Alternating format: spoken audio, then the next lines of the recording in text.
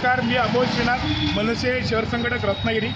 आपण पाहू शकता भला मोठा खड्डा जो आहे या आठवडा बाजारामध्ये ज्योती वाडगावकर यांच्या दवाखान्यासमोर म्हणजे जयश्री मेडिकल समोर हा खड्डा आहे आणि इतका भयंकर हा खड्डा आहे। मगाशी माझी गाडी त्या खड्ड्यातून गेली आणि ती त्याच ठिकाणी रुतली आणि भयंकर इजा आमच्या रिलेटिव्हला झालेली आहे, आमच्या नातेवाईकांना झालेली आहे।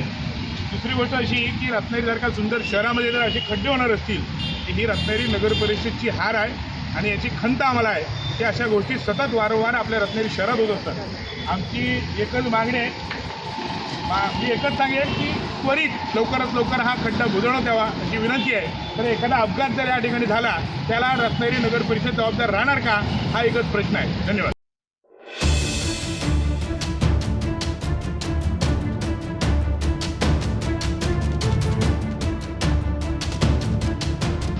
आपण केलेल्या आव्हानानंतर तात्काळ रत्नागिरी नगर परिषदेने दखल घेत आज त्यांच्या कर्मचाऱ्यांना पाठवलेला आहे आणि हा खड्डा बुजवण्यात येतो।